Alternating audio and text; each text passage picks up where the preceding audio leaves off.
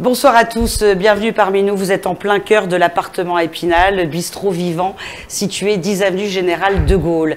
Alors c'est un lieu, vous le savez si vous le fréquentez, qui fait restauration midi et soir, mais pas que, qui accueille des expositions en permanence, des concerts, des karaokés, des soirées débats, des soirées littéraires. Et bien ce soir nous avons décidé d'innover encore. C'est une émission de télévision que nous vous proposons. Et pas avec n'importe qui. Nous accueillons avec fierté, bonheur, joie, le grand Pierre Pelot. Alors Pierre Pelot, qui ne le connaît pas, c'est plus de 200 livres à son actif. S'il est parmi nous ce soir, c'est parce qu'il a une double actualité. La première, celle de sortir son dernier livre, qui est un western, Loin en amont du ciel. Et puis, il y a aussi Pierre Pelot, le peintre, celui que l'on connaît bien, avec une exposition qui est visible ici jusqu'au 31 juillet prochain. À ses côtés, son invité, puisqu'il avait carte blanche. Je lui ai dit, tu invites qui tu veux. C'est Bernard Wyss qui est présent ce soir. Alors Bernard Wyss, c'est pareil, c'est un monument de la culture dans les Vosges. On lui doit les Imaginales, Écrits Vosges, le prix du jury Erckmann-Chatrian. C'est un grand lecteur, universel, mais un lecteur aussi de Pierre Pelot. Avec eux, on va passer 1 heure d'émission et puis on va échanger, on va retracer la carrière de Pierre Pelot. À l'issue de ce rendez-vous, vous pourrez bien sûr discuter avec l'auteur, acheter son livre et vous le faire dédicacer. Je tiens également à remercier Jean-Christophe Defranou, qui est le réalisateur de cette émission, qui vient de créer sa société de production, Nomena Film. On donnera ses coordonnées à la fin de ce rendez-vous. Messieurs, bonsoir. Bonsoir. Merci d'être là. C'est un bonheur, vraiment. 22 ans plus tard, on y reviendra. Il y a 22 ans, on faisait déjà une émission, dans d'autres conditions. On en reparlera. Ouais. Alors, Pierre, bon, ça va être compliqué de retracer ta carrière en 1 heure de temps, mais c'est pour les gens qui sont dans la salle, il faut un petit peu expliquer. L'écriture, pour toi, elle a commencé très tôt. Tu avais 14-15 ans. Et tu as dit, sans flagornerie, je savais que j'étais fait pour être écrivain. Comment on ressent ça? Comment on peut avoir cette certitude qu'on est fait pour ça et pour rien d'autre? Certitude, je sais pas. Oui, peut-être quand même, oui. Mais je savais que je voulais raconter des histoires parce que j'en lisais beaucoup. Et puis, à un moment donné, quand je n'avais plus à lire, je me suis dit, mais pourquoi pas les écrire moi-même? Donc, en fait, ça a un peu commencé comme ça. Et j'ai eu envie de raconter des histoires. Et comme je lisais des histoires des auteurs américains, principalement dans la traduction, hein, parce que j'étais quand même un peu petit. Maintenant, c'est pareil d'ailleurs. Ça n'a pas changé. Ça n'a pas changé. Et donc, c'était des auteurs, c'était James Oliver Curwood, c'était Jack London, c'était tous ces gens-là. Et donc, voilà le genre d'histoire que j'enfournais tous les jours régulièrement. Et c'est ce genre d'histoire que j'ai eu envie d'écrire. C'est pour ça, d'ailleurs, que les premiers bouquins que j'ai pu écrire, à quel âge j'avais pas loin de 20 ans quand même. Un peu avant, j'ai commencé à raconter sur des cahiers, des trucs. J'avais fait un polar une fois. Le premier, c'est un polar sur un cahier. Je ne suis pas allé jusqu'au bout, heureusement. Et c'était quelque chose de grandiose, quoi, quand même. Et après, ça a été tout de suite, ça a été des westerns, quoi. Et puis donc... à cet âge-là, ben, on continue, hein, puisque tout à coup ça marche. Moi, c'est pas difficile, j'écrivais mes trucs, je les envoyais à des éditeurs. Donc, et puis j'ai tapé très fort et très haut tout de suite. Oui, c'était Gallimard, c'était Grasset, c'était tous ces gens-là. Et pourtant, j'avais 17 ans. Tu n'avais pas de méthode, tu savais pas? Ah ben non, je ne savais pas. Mais eux, ils ne savaient pas non plus, parce qu'ils, évidemment, n'en ont pas voulu, quoi. Et puis, c'est comme ça qu'un jour, j'ai atterri aux éditions, j'avais 18, 19 ans, par là. J'ai atterri aux éditions Marabout. Tout ça parce qu'un jour, parce que bien avant, j'avais lu des Bob Moran aux éditions Marabout. Je m'étais donc dit, tiens, il y a des romans d'aventure qui se situent dans ce trou-là. Et puis voilà, puis un jour vous envoyez une histoire là, et je dois dire que je devais quand même d'une part avoir vraiment envie de le faire, ça c'est sûr, mais de pas trop mal me démerder, parce que quand même, un des premiers que j'ai envoyé là-bas, ils ont voulu le prendre, quoi. Et ils m'ont dit, et c'est comme ça que je me suis retrouvé un jour dans le couloir d'une épicerie au téléphone, une épicerie voisine, il avait le même nom que moi, le monsieur, donc... L'éditeur avait téléphoné là. C'est comme ça que je me suis retrouvé dans ce couloir. J'ai raconté ça 25 millions de fois. En plein hiver, ça caillait, il faisait froid comme tout, et avec quelqu'un qui vous annonce que votre livre va être accepté d'une part et publié d'autre part. Qu'est-ce qu'on se dit à ce moment-là? On dit merci monsieur. Et puis en plus, là on dit aussi ah bon, parce qu'il vous propose de changer de nom. Parce que mon nom civil n'était pas, soi-disant, très littéraire. C'était pas Pelot, ouais. Je veux bien le croire, hein, d'ailleurs. Moi, à ce moment-là, on accepte tout. Moi, j'étais pas contre le fait non plus de changer. Puis comme j'avais un surnom que ma maman m'avait donné, ça c'est la légende, ça. Ma mère, quand elle a accouché, quand je suis né, donc, elle était, paraît-il, très fatiguée. Et elle n'a pas pu prononcer le pseudonyme, le surnom Pierrot. Donc elle a dit quelque chose dans le genre de Pelot. Et ça vient de ça. Et depuis là, moi, tout le monde m'appelait comme ça. Donc quand il a fallu trouver un pseudo, ben, c'était tout trouvé. C'est une belle histoire. Oh, ben, c'est merveilleux. Alors, comment justement naissent les histoires? Est-ce que c'est une espèce de fulgurance? Est-ce qu'on se lève un matin en ayant déjà un scénario très clair dans sa tête? Ou est-ce que c'est finalement les histoires qui choisissent l'auteur? Bon, oui, c'est ça. Ça aussi, j'ai déjà dit ça il n'y a pas longtemps en plus, que les histoires, comme le disent les fameux Indiens Cris, les histoires sont des êtres vivants qui sont dans le ciel et qui attendent qu'on les attrape pour les raconter. Je trouve ça d'une beauté absolue, d'autant qu'ils ajoutent très vite, mais où vont les histoires qui ne sont pas racontées? Et ça, c'est le summum de tout, quoi. Donc oui, moi je suis persuadé. Au début, je citais ça parce que je trouvais ça chouette, rigolo et tout. Et puis finalement, je me suis rendu compte que c'est vrai. Elles sont là, les histoires. Elles vous attendent, quoi. Il faut les mériter peut-être et puis et les attraper, vraiment. On est des perchoirs à histoire. Et il faut juste souhaiter qu'une de ces histoires-là, parmi toutes, vous choisissent pour se poser, et puis après, il faut s'en occuper, quoi. Il faut la mériter aussi, l'histoire qu'on va raconter. Il faut la bichonner? Oui, mais bien sûr. Mais il y en a plein. Moi, quand j'ai commencé au début, j'ai été obligé de réfléchir à tout ça aussi, parce que sur le coup, on fait ça, puis on ne réfléchit pas. Mais maintenant, depuis quand on vous demande des choses et tout à expliquer, il faut bien réfléchir un petit peu, puis essayer de comprendre aussi. Pendant longtemps, j'ai rien compris, moi non plus. Hein. Je ne suis pas sûr d'avoir totalement compris non plus maintenant, mais je pense que c'est ça, que moi, à cette époque-là, pourquoi ce genre d'histoire en plus? Ça vient des lectures que j'avais. Moi, je lisais des ricains, je lisais, comme je disais tout à l'heure, et puis je continuais à jouer aux Indiens, quoi. Et à travers les histoires la première histoire que j'ai écrite, ça s'appelait La Piste du Dakota, ça dit tout, quoi. Encore une fois, après la guerre de sécession, déjà, une histoire de transhumance de troupeaux Et voilà, moi je continuais à jouer à ça. Donc plutôt que de jouer physiquement, ben, je les racontais, les choses. Et puis voilà, puis on apprend. À partir de là, on commence et on apprend. Et on continue à apprendre tout le temps, toujours. Et c'est ça qui est bien, parce qu'on apprend jusqu'au bout, quoi. Rien n'est jamais acquis. Ah non, et heureusement. Hein. Et moi, je continue maintenant. Ça aussi, je l'ai compris tardivement, mais que je continue à apprendre maintenant, quoi. Et ça, c'est ça qui est bien, parce que si je continuais pas à apprendre à écrire d'une part, à peindre d'autre part, parce que c'est la même chose, ça. On en parlera. Je me ferais hyper suer, quoi. Ce serait pas la peine de faire quoi que ce soit. C'est ça qui fait que c'est intéressant d'apprendre et de découvrir des choses et de comprendre des choses. Ouais.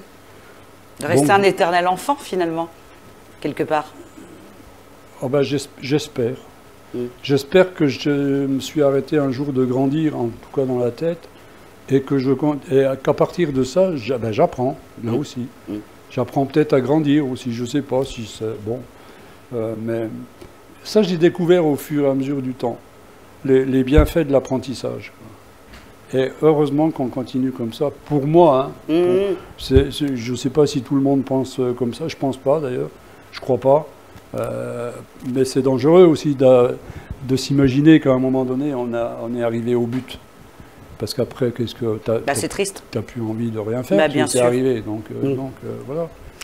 Alors, il y a ce dernier ouvrage, Loin en amont du ciel, édité chez Gallimard. Là, tu re-signes avec ce livre, avec le western, un genre, tu l'as dit, que tu aimes beaucoup. On retrouve, entre autres, et on parlera du reste après, le personnage de Dylan Stark. Dylan Stark, que tu avais fait vivre dans plein d'aventures. Là, quelque part, tu lui redonnes vie à ce Dylan Stark à travers ce dernier livre. J'ai pas fait exprès. D'accord. J'ai pas fait exprès, ça s'est passé d'une drôle de façon, l'histoire de ce bouquin-là. J'ai une éditrice qui est formidable, qui, à un moment donné, m'a dit « Mais pourquoi tu ne nous écrirais pas un western ?» J'ai été très surpris, moi, de l'entendre me dire ça. Pourquoi? Parce que j'attendais ça depuis 50 ans, quoi. Oui, quand c'est on ça. me dise un truc pareil.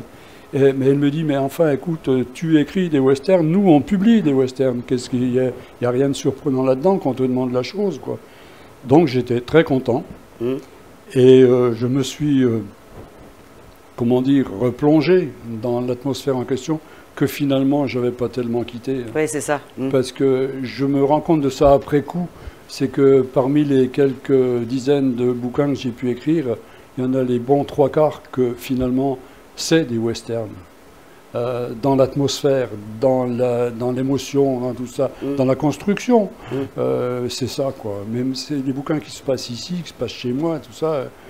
Ça rejoint d'ailleurs le fait qu'un truc que je disais dernièrement, parce qu'on me posait la question aussi, quand je lisais, moi, quand j'ai passé quand même une bonne partie de ma vie à lire des romans américains, dans la traduction, encore une fois, les romans du Sud, les grands auteurs du Sud, qui te parlent des pauvres blancs de là-bas, des choses. Et moi, je lis ça et je me rends compte que ces gens en question, du fin fond du Mississippi, de la Géorgie et tout ça, c'est mes voisins à moi, dans les Vosges, c'est les mêmes.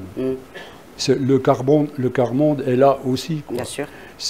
Donc, moi, ils m'ont appris, ces auteurs américains de cette époque et de cette géographie-là, m'ont appris à regarder autour de moi, à regarder les gens autour de moi aussi.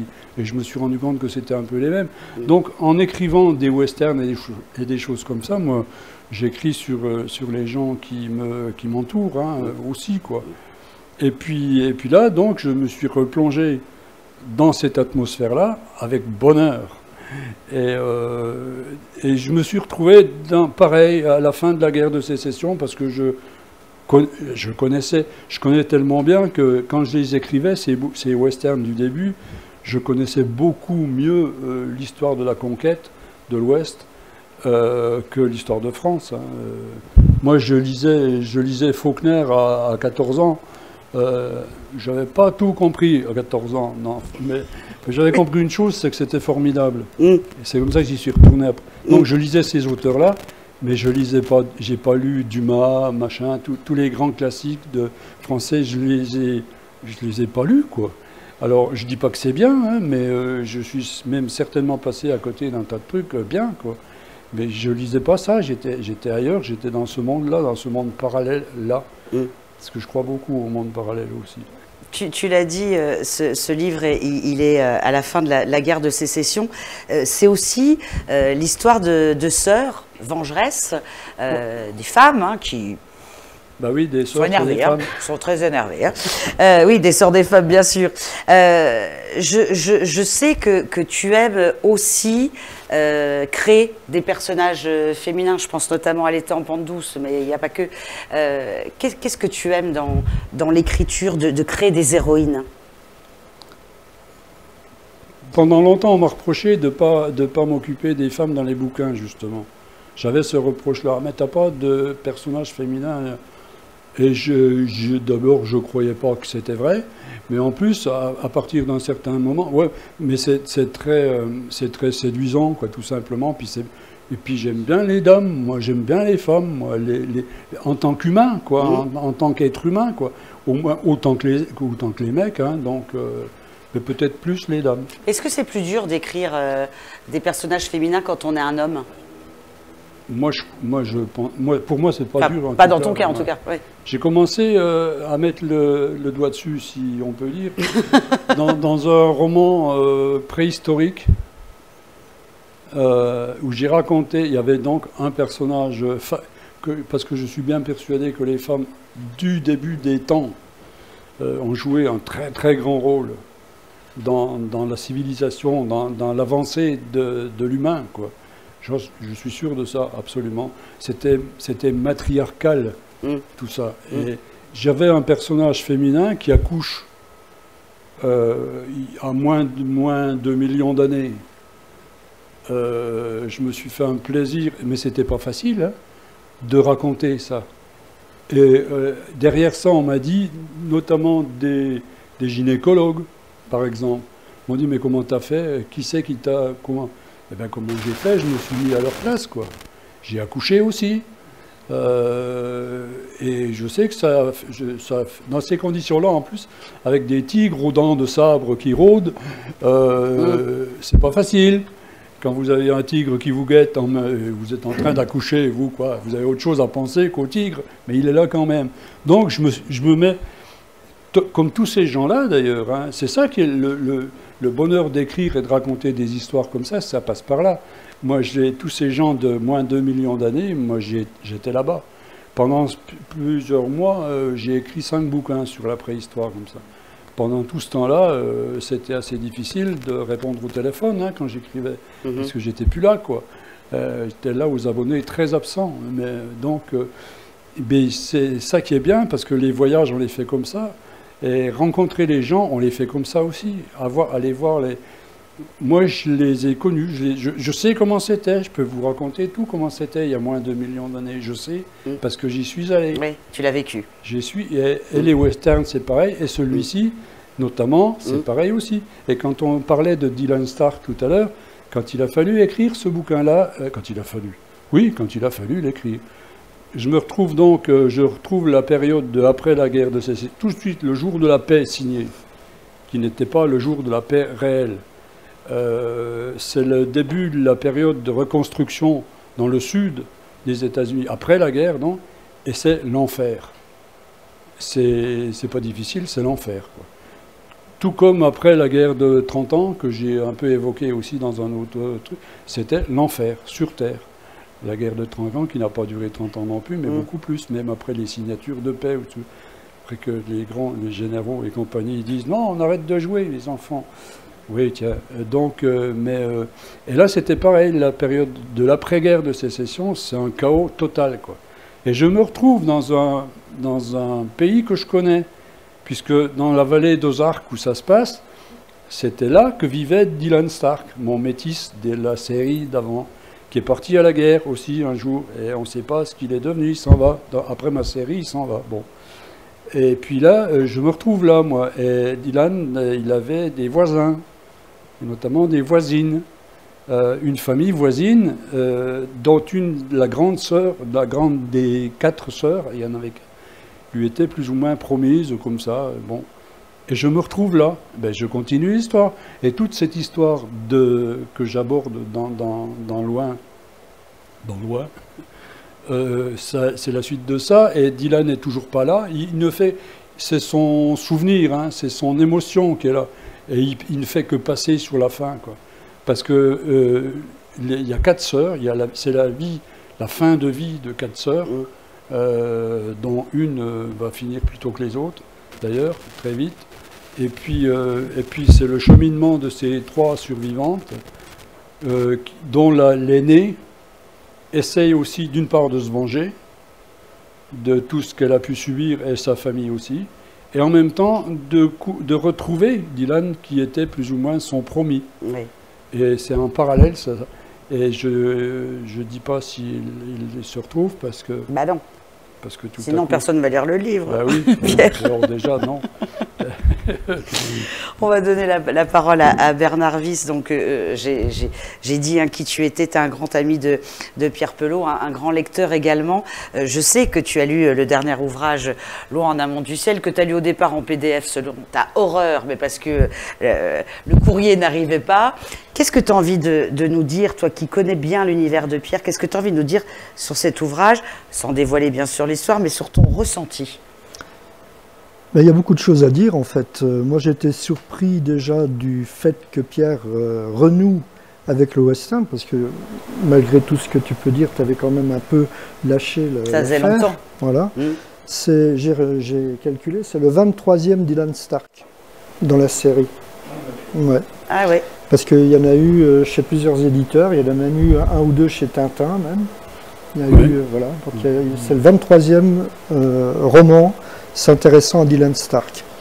Je me souviens de Dylan Stark vraiment parce que j'avais rencontré un peu par hasard un facteur de Saint-Maurice-sur-Moselle. Et j'étais à l'armée, donc en 1974, il m'envoyait des bouquins, dont ceux de Pierre Pelot. C'est comme ça que j'ai connu Pierre Pelot en tant qu'écrivain, avant de le connaître physiquement. Et je me souviens, Dylan Stark, vraiment, c'était à l'époque un personnage nouveau. D'ailleurs, le métis Cherokee, c'est ça? Oui. Ouais, français. Le bois brûlé, les expressions qu'il employait à cette époque-là. Un type un peu particulier, il était né aussi un 13 novembre. Ah bon? Oui. Ça, je ne sais plus. Hein. Ah, tu vois? Et c'est écrit, hein, j'invente pas. Et il avait cette capacité, effectivement, à aider. Il était un pied chez les Indiens, un pied chez l'homme blanc, on va dire. Et Pierre, c'est vraiment un personnage nouveau par rapport à ce qui se produisait à l'époque dans la littérature de western.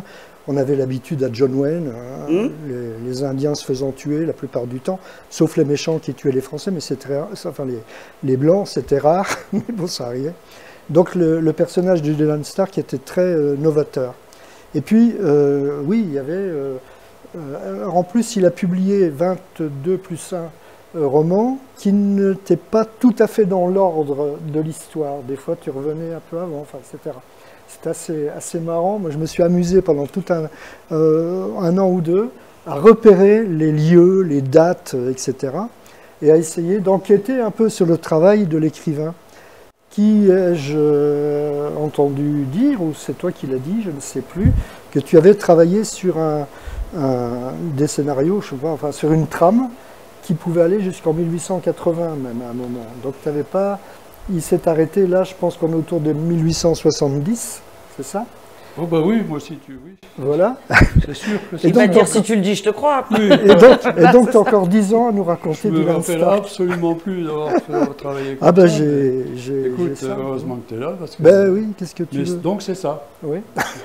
C'est comme ça. Donc étonné de ce dernier ouvrage. Oui, parce que, et en plus étonné, évidemment, l'écriture a changé considérablement entre les... Bah oui, c'est la progression normale de l'écrivain, je pense.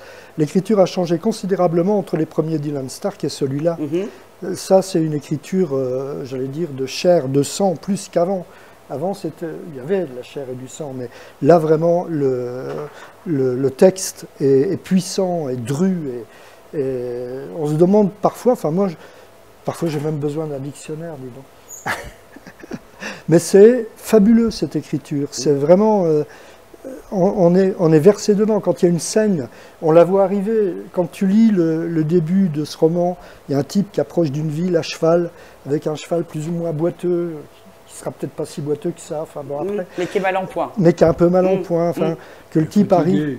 Fatigué. Le type arrive dans un saloon où il passe sa vie à tendre la main. On a l'impression qu'on ne lui répond pas. Enfin voilà. Et on sent que quelque chose est en train de se mettre en place. Et ça va sauter, quoi. Ça va pas le faire, quoi. Alors, ça veut dire qu'au bout de tant d'années, Pierre Pelot arrive encore à te surprendre dans son écriture. Ah oui, bien sûr. Ben, déjà parce qu'il a une écriture qui est quand même diverse, très diversifiée. C'est vrai, oui. Parce que là, cette écriture-là ne ressemble pas nécessairement à des écritures comme, je ne sais pas, qu'est-ce que je pourrais citer, C'est ainsi que les hommes vivent. Pourtant, il y a des choses très dures qui sont écrites, qui sont distinguées dans ce bouquin. C'est pas du tout la même manière d'attraper l'histoire, d'attraper la scène. Là, il y a vraiment... Il dit souvent, enfin je l'ai entendu dire souvent, qu'il a une écriture, enfin en tout cas qu'il a une conception cinématographique de la littérature. Ce qui est vrai parce qu'il semble avoir dans la tête, déjà, enfin je sais pas ça, tu ne me l'as jamais traduit, pas pour le coup. Vas-y, on voit. Il semble avoir dans la tête déjà la scène avec les mouvements de caméra, quoi, avec tout ce qui va autour, je sais pas, enfin en tout cas... On peut penser ça. Je ne sais pas si c'est exactement ce qui se passe, mais on a l'impression que c'est ça. Voilà. Moi, quand je les écris, les scènes en question, je les vois, donc Ouais. je les raconte parce que je les vois, donc voilà, ouais, ça marche. Bah oui. Ça marche de cette façon-là, quoi. Mais, bah oui, c'est pas toujours... comment je pourrais dire ça? J'ai beaucoup de mal à parler de la façon d'écrire et de tout ça, mais tout ce que je peux dire, c'est que j'essaye de me renouveler, c'est facile de dire ça, Bah oui, non, mais... de pas m'emmerder déjà quand j'écris un truc et de pas me répéter, donc d'essayer de dire... Déjà pas t'emmerder toi-même. Ah oui, absolument. Voilà, bien sûr, oui. Absolument, ouais, ouais. Et puis de le faire à peu près proprement, quoi. Donc, mais de me surprendre aussi. Moi, je vois tout ça. Moi, je suis le premier témoin du film. Et je le raconte, quoi. C'est marrant, oui, c'est vrai. Je vois ça comme un film, en fait. Alors, avec quelquefois quelques intrusions dans la tête et dans l'esprit des personnages en question, mais c'est très visuel, finalement. Alors, pour expliquer aux gens qui sont avec nous et pour les gens qui nous regardent à l'antenne, il faut savoir que quasiment jour pour jour, il y a 22 ans, on faisait une émission. L'émission s'appelait à l'époque Prends un siège China, c'était sur Image Plus, qui est devenu Vosges Télévisions. Et dans cette émission, le concept, c'était de dire à l'invité, vous choisissez votre lieu d'interview. Toi, d'une manière très simple, pour l'équipe technique, tu as choisi les mines du Tillot, où bien sûr, il n'y avait aucun accès, pas d'électricité, un froid de chien. Il pleuvait. Et il pleuvait, bien sûr. Dans cette émission, il y avait... J'ai pas fait exprès, à la pluie, j'ai pas fait exprès. Mais je t'en ai jamais voulu. Dans cette émission, il y avait l'invité surprise qui apparaissait sur un écran dans la grotte. Et c'était déjà toi. Je fais souvent la surprise. T'étais une vraie surprise, sur pattes. À l'époque, je t'avais demandé... Quelles sont les 3 questions que tu aimerais poser à Pierre Pelot et que tu n'as jamais osé lui demander en vrai? 22 ans plus tard, je te repose la même question. Qu'est-ce que tu as encore envie de savoir de Pierre Pelot? C'est-à-dire que l'amitié qui nous lie, si j'ose dire, je l'embête assez rarement avec ce qu'il écrit. Parce que, allez, nous on se parle en copain. Mais tu ne m'embêtes jamais. Oh oui. Il est souvent, comment dire, interrogé sur les qualités de son écriture, de ses livres, etc. Donc, dans la partie amicale de notre relation, je ne l'embête pas avec ça, quoi. Donc, j'ai pas souvent des questions à lui poser profondément. Ça ne veut pas dire que ça m'intéresse pas. Bien sûr, c'est de la pudeur. Voilà, c'est une sorte de pudeur. Oui, on peut dire comme ça, je ne veux pas l'embêter. Voilà, quand tu m'embauches, je ne réponds pas. Alors aujourd'hui, tu aimerais lui demander quoi? Quelle question? Je ne me souviens plus tout à fait les questions que... Si, parce que j'écris là en ce moment, je me dis, comment on construit un personnage? Comment il fait pour construire un personnage? Ah bah alors là, on n'est pas rendu, parce qu'il écrit des fiches de fiches de fiches de fiches de fiches. Je sais qu'il procède par fiches. Tu procèdes, je crois, parfois en invoquant un acteur ou une actrice qui... ça m'arrivait, oui, ça. Pour le côté visuel de la chose, oui. Ça comment tu construis là? Tu construis toute une biographie d'un personnage, oui, normalement, qui ne te servira pas forcément complètement. Oui, absolument. C'est ça, il faut que j'essaie de le connaître aussi moi-même, d'abord, le personnage en question. Là, j'ai un truc en tête qui roule et je les connais, mes personnages. Enfin, je les connais. Je sais quels personnages... vont être là pour porter l'histoire en question, mais je ne les connais pas bien encore, donc voilà, j'essaye de faire connaissance, ouais. Mais ça va jusqu'où à la liste de courses? Comment tu connais ce personnage? Pas jusque-là quand même, parce que non, mais tu sais, tu essaies de connaître les gens, quoi, normalement même. Tu as leur passé en tête, tu leur construis un passé, même si tu ne vas pas forcément l'exploiter, mais c'est très clair dans ta tête. J'essaie de les connaître, quoi, oui, voilà, oui. Effectivement, le coup du passé, oui, et ça ne me sert pas obligatoirement. Non, c'est ce que je disais, pas forcément exploitable, mais toi, tu en as besoin. Bah oui, voilà, quoi. Et il y a certains personnages que tu apprends très vite, où tout d'un coup, tu sais complètement qui ils sont, où ils vont, ou même où ils vont aller, tout ça, dont tu ne te serviras, comme dans la vie, quoi. Il y a des gens que tu connais tout de suite, ou presque, enfin, si on peut connaître quelqu'un, cela dit. Et puis on fait avec. Puis il y en a d'autres, ça demeure des mystères, mais ça fait partie du trait de caractère aussi. Donc autant l'exploiter aussi, ça. Mais en général, ouais, c'est ça, quoi. Là, je construis un truc, là. En ce moment. Ça fait quelques mois que ça dure, et ça se met en place, quoi.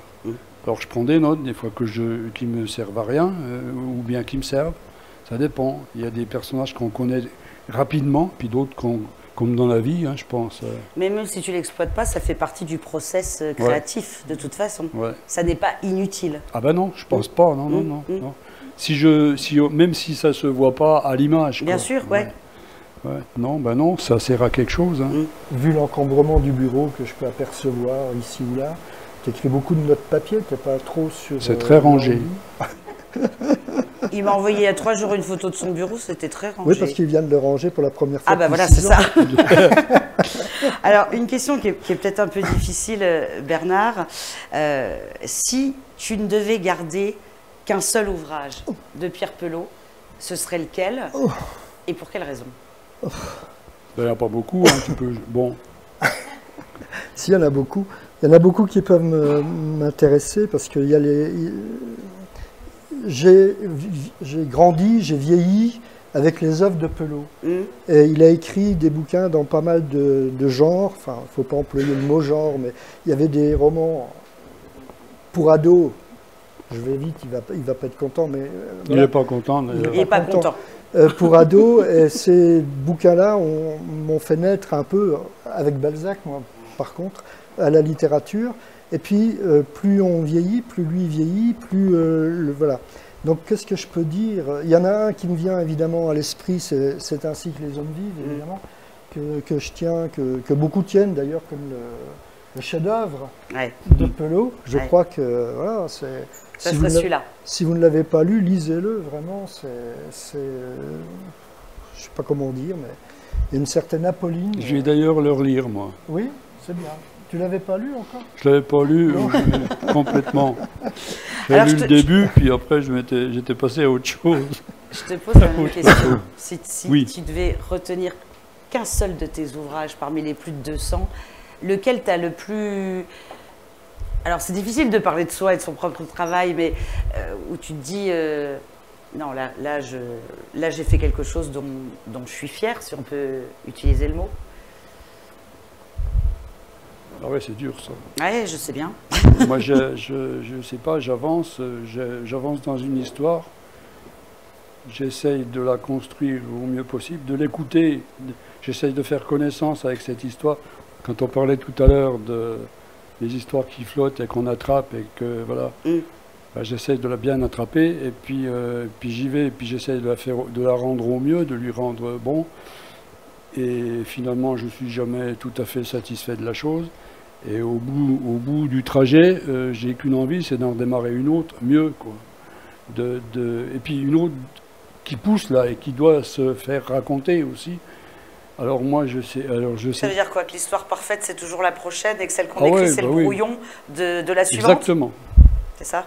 Exactement. Alors il y en a que je préfère, il y en a que je pense ne pas avoir trop loupé quand même. C'est justement, c'est ainsi. Ouais, donc vous vous retrouvez sur... Ça, bah quand même, j'ai mis... À la préparer, j'ai mis pas loin de 20 ans, quand même, mine de rien. À l'écrire, j'en ai mis un peu moins, mais j'ai mis au moins 2 ans non-stop. Ça, c'était tous les jours, tout le temps. T'étais habité par cette histoire. Il fallait y aller, quoi. Donc, voilà. Puis c'est un gros bouquin, en plus. J'aurais pu me dire ça pour un petit machin, mais non, c'était un gros bouquin. Donc, il fallait... 1100 pages. Oui, quand même. Oui. Donc, bah ça, évidemment, ça a compté beaucoup. Par contre, je me rappelle très bien que je suis arrivé au bout de cette histoire-là après quand même. Vous savez, le temps n'a pas la même dimension, quoi, quand on est là-dedans. Moi, après, je me suis rendu compte que ça faisait 2 ans et un peu plus, mais finalement, tu l'as pas vu passer. Finalement, il n'y a pas de temps, quoi. Il y a le temps de l'histoire qu'on raconte, mais quand je suis arrivé au bout de ça, je me suis effondré complètement parce que j'en pouvais plus, quoi. Et je me suis effondré parce que tout seul dans mon bureau, voilà, je me suis effondré en larmes d'ailleurs. J'avais l'air d'un idiot absolu, mais ça n'a pas duré des heures, hein. Mais bon, quand même, parce que l'histoire était finie, l'histoire elle s'en allait, quoi. Elle s'en allait. Alors justement, ça m'intéresse parce que quand on est lecteur, enfin en tout cas je vais parler pour moi, moi je sais que autant j'ai envie de connaître la fin d'une histoire, mais parfois c'est triste de quitter les personnages, de dire que ça y est, on sait. Ouais, bah c'est voilà. pareil pour celui qui écrit. Voilà. Alors ça a fait ça, notamment dans celle-là, dans cette histoire-là, quoi, qui était quand même, c'était quand même un paquet. Donc elle est partie, l'histoire, elle est partie. Moi, je me suis effondré dans mon coin, puis après, je suis quand même revenu à la vie un peu, n'est-ce pas? Et l'histoire en question, qui était partie, que j'ai vu partir, hein, elle est revenue. Quand le bouquin a existé, quand le livre, objet, a existé, quand des gens se sont mis à le lire et à m'en parler, l'histoire, elle est revenue. Les personnages en question sont revenus. Et depuis, ils m'ont pas quitté. Ils sont toujours là. Ceux-là, ils sont toujours là. De cette histoire-là. Ils t'habitent. De ce livre-là, oui, ils sont là. Alors qu'il y en a d'autres vraiment sur... donc j'ai dû en écrire, je ne sais plus, mais quand même, je ne sais plus. Un paquet quand même. Il y en a beaucoup que j'ai oubliés. Ils sont partis, eux, ils ne sont pas revenus. Tu étais moins attaché. Je sais pas, c'est comme ça, quoi. Ou il y en a d'autres qui venaient puis qui prenaient leur place. Donc, alors il y en a qui m'ont fait de la peine en s'en allant, et puis après je les oublie, parce que c'est comme ça la vie. On oublie aussi des choses. Donc voilà, et puis il y en a qui restent. Il y en a quelques-uns qui restent, quoi. Et ceux-là, c'est bien, ça fait plaisir, quoi. Qui ne vous aient pas abandonné, eux. Et évidemment, tous les personnages de C'est ainsi que les hommes vivent sont là tout le temps, quoi. Et puis il y en a quelques-uns, il y en a d'autres, hein, quelques-uns. Je pense que là, dans celui-ci, là, ils sont pas prêts de m'abandonner, ceux-là. C'est vrai? Ouais.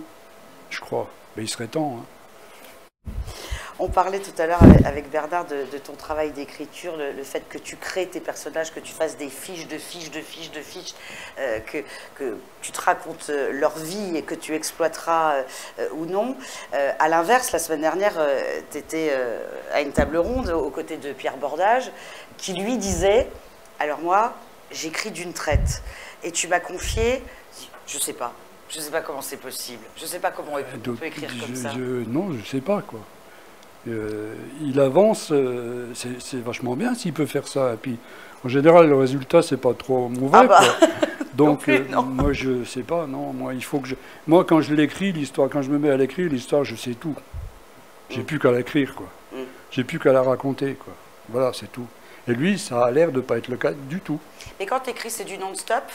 C'est compulsif, c'est des heures, où tu t'accordes des pauses, tu as besoin de marquer des temps d'arrêt, comment ça marche? Il y a une époque, tout au début, je m'étais donné un rythme et j'écrivais un chapitre par jour. Et puis c'est comme ça. C'est comme ça que j'ai écrit des bouquins en 8 jours, quoi. Tout au début. Et puis ça a changé quand même. C'est devenu... Non, maintenant, quand j'écris 1-2 pages par jour, ça, c'est bien, quoi. Parce que je ressens plus le besoin d'écrire, parce que peut-être je suis devenu plus difficile, parce que puis quand on a écrit, je sais pas combien j'en suis des bouquins, moi, ça fait un paquet quand même. Donc, je recompte, ça fait 20 ans qu'on dit qu'il en a 200.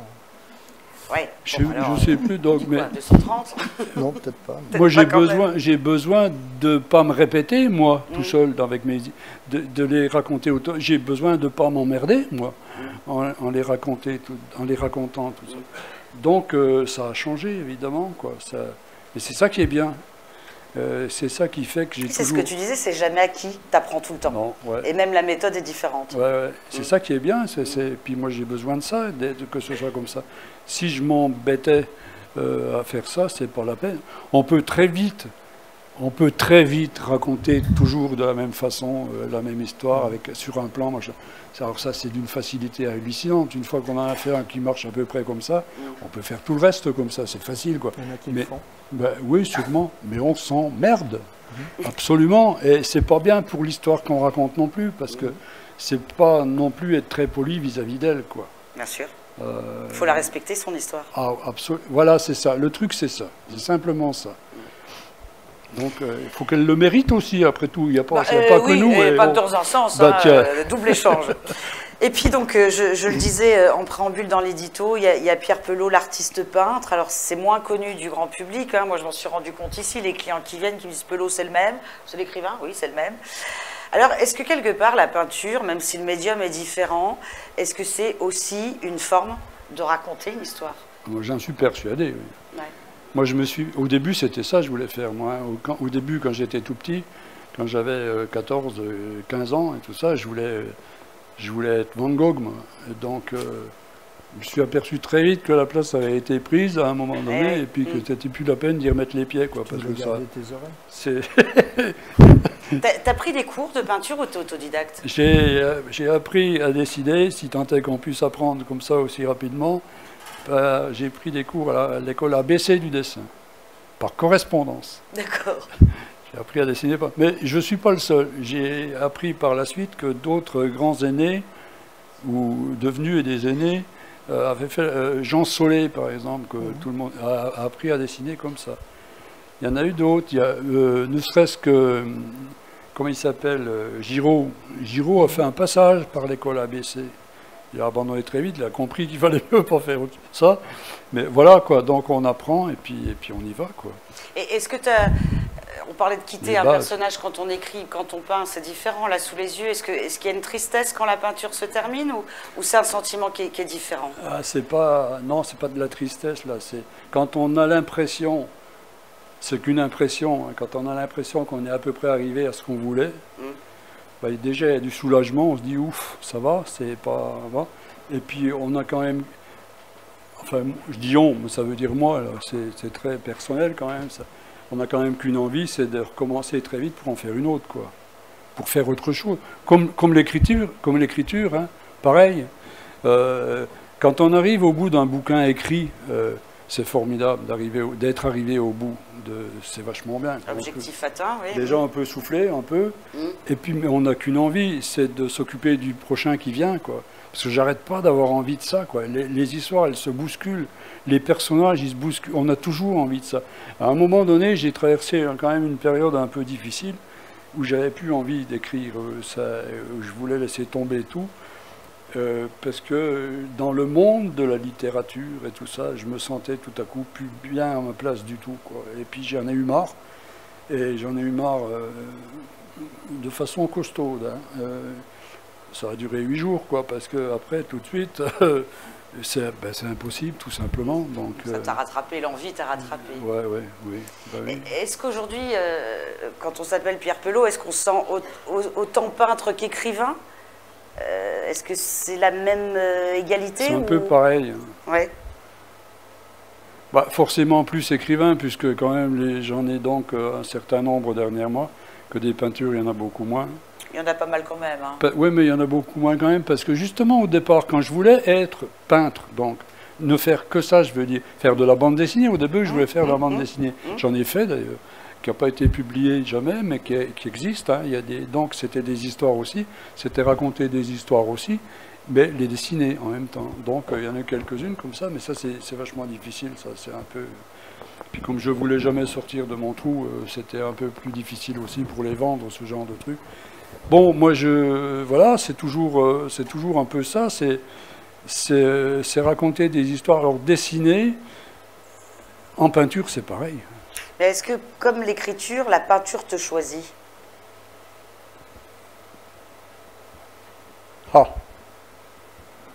Il faut croire un petit peu que oui. J'ai du mal à expliquer ça, j'ai du mal à comprendre ça aussi. Pourtant, tu choisis le modèle. Ouais, tu restes quand même le chef d'orchestre. Oui, mais pour les histoires, pour l'écriture, pareil. Oui. Mais est-ce qu'on maîtrise bien la chose? Je suis incapable de répondre à ça, je ne sais pas. Bernard, quel regard tu portes... Pardon, tu voulais finir? Non, je ne sais plus. Ah bon, d'accord. Quel regard tu portes sur Pierre Pelot, l'artiste peintre? J'ai une anecdote qui dit pas souvent. Il a voulu commencer un peu, parce qu'on parlait d'écriture, mais je crois qu'il a quand même voulu commencer par le dessin, par la BD. Et puis il a envoyé, parce qu'il doutait de rien à cet âge-là. Mais je continue. Ah bon. Il a envoyé ses essais de BD à Hergé. Quand même, c'était pas... Oui, quand même, oui. Voilà. Et donc Hergé lui a dit, bon, mon garçon, le dessin, ça peut s'améliorer, tu devrais commencer à travailler plutôt la littérature, en gros, enfin je résume. Et c'est ce qu'il a fait. Et Hergé a été, quand même, avait un bon contact avec Pierre, puisque Hergé n'a fait qu'une seule préface de toute sa vie pour Pierre Pelot. Quand même. Il n'a pas fait 2 préfaces, Hergé, il n'en a fait qu'une. Donc c'est quand même un honneur important, je crois, qu'il peut avoir.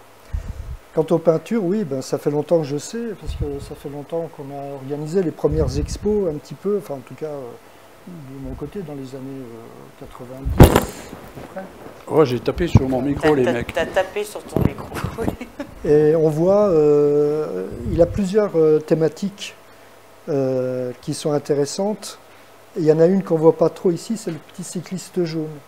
Non, mais pourtant très connu. Il y en a. Il est bon dans les paysages. Il y a des superbes paysages qu'il fait, voilà, qu'il publie assez régulièrement sur Facebook, sur son site. Et il y a le nu, qu'on voit pas mal ici. Oui, qui est plutôt prédominant, on va dire, ici, dans oui. cette exposition. Oui, bien sûr. Ici, oui, parce que bon, c'est un choix qu'il a fait. Donc, c'est des paysages aussi. Tout à fait respectable. Quelques paysages, paysages. Et il a, dans le nu, il est quand même, j'allais dire relativement classique. Ça dépend, parce qu'il y a des cadrages un peu particuliers, il y a comment dire, des tenues du modèle un peu particuliers. On ne voit pas souvent ce type de peinture sur un transat, etc. Donc il essaie de renouveler un peu le nu artistique. Voilà. Et je pense, si, quand même, parce que c'est pas, si tu veux. Bon. Ça ressemble pas à ce qu'on voit par ailleurs, quoi, ça. Peut-être plus ça, mais bon, et encore. Ah bah oui, mais ça, c'est parce que j'essaye de renouveler rien du tout, c'est parce que c'est comme ça, quoi. Oui, mais ça renouvelle quand même le... si ça renouvelle, je veux bien, moi, bah voilà. j'ai rien contre. Mais... Pierre, il y a cette peinture qui est à côté de moi que tu as apportée, parce qu'elle a du sens, justement, dans ton travail. Qu'est-ce que tu as envie de nous dire sur ce tableau ? Moi, alors là, il y a une chose, c'est je ne sais pas parler de mes peintures. D'accord.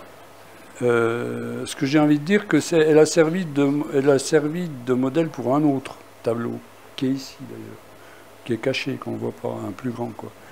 Moi, c'est du travail sur la lumière, c'est du travail sur un coucher de soleil, c'est un truc... et puis, comme je ne sais pas en dire plus que ça, ben, je le fais, je sais absolument pas parler, pas bien en tout cas, pas comme je voulais en tout cas parler de ma peinture, je sais pas trop.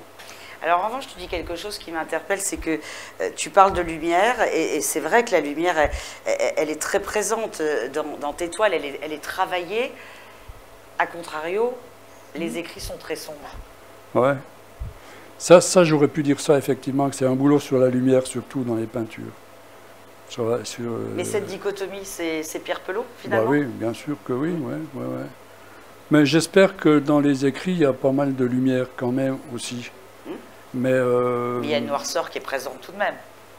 Ouais, mais à une époque, j'avais l'habitude de dire ça, et je crois que c'est vrai, que ça m'arrive de raconter une histoire très noire pour uniquement pour l'étincelle de lumière qui va passer à un moment donné dans l'histoire. Et là, c'est pas de la littérature que je fais en disant ça, c'est vraiment ça, quoi. Il y a des histoires qui méritent, qui sont d'une sombritude absolue, mais qui méritent d'exister parce qu'au milieu de tout ça, il y a des étincelles, quoi. Et c'est pour l'étincelle que moi, je peux raconter une histoire.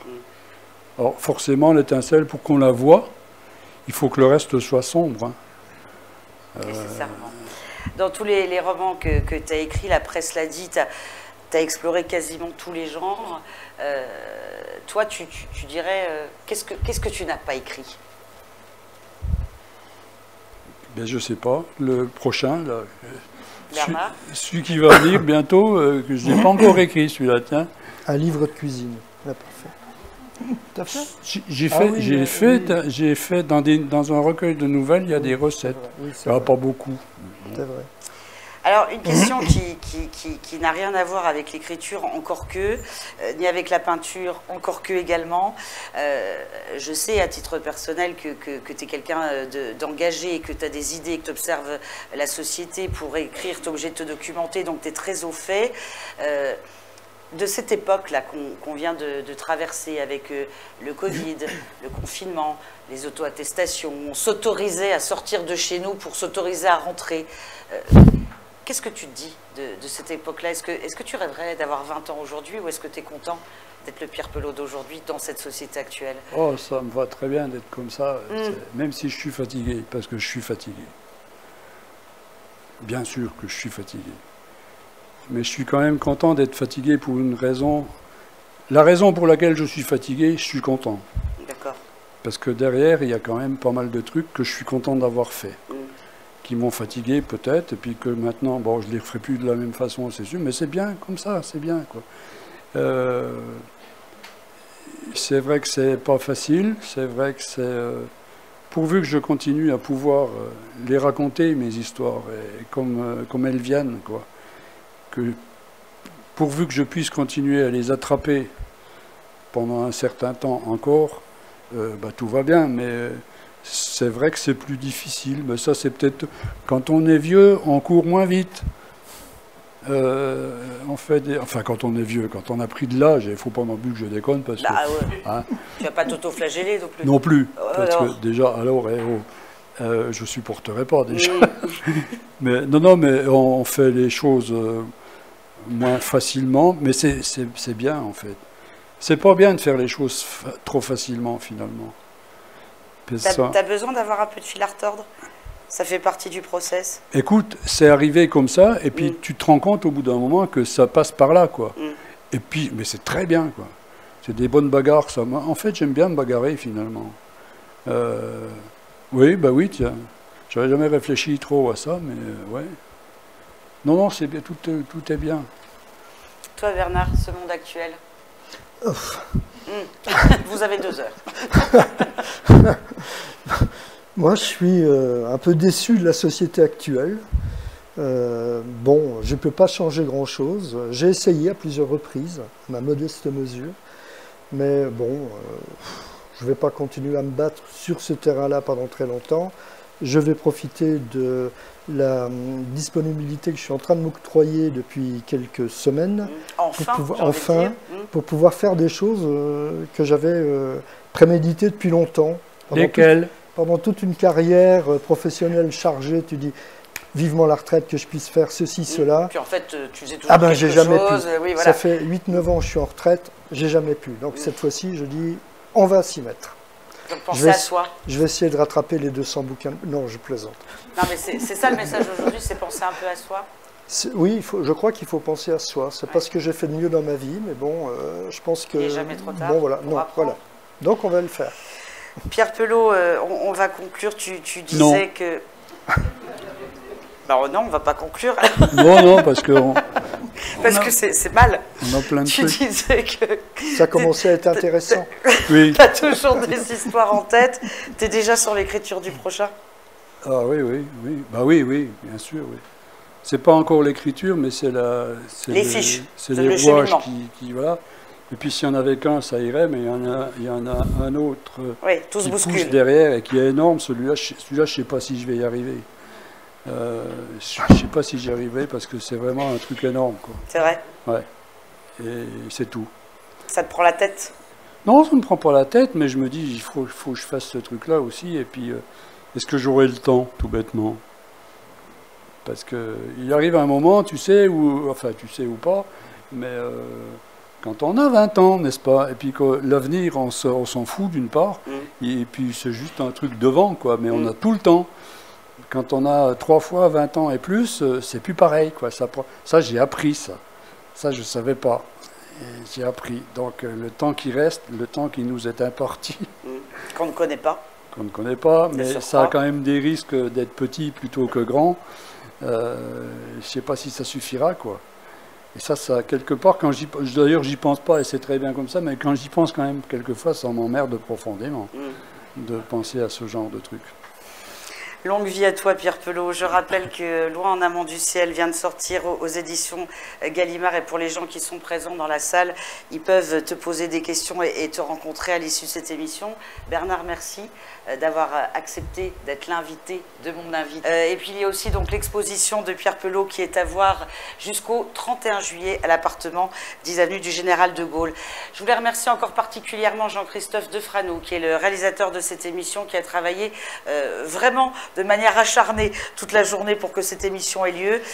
Il a créé une société de production nommée Film, avec un numéro de téléphone si vous avez besoin de ces services qui s'affichent sur vos écrans. Il s'agit du 06 88 59 41 23. Merci beaucoup et à bientôt pour d'autres aventures télévisées.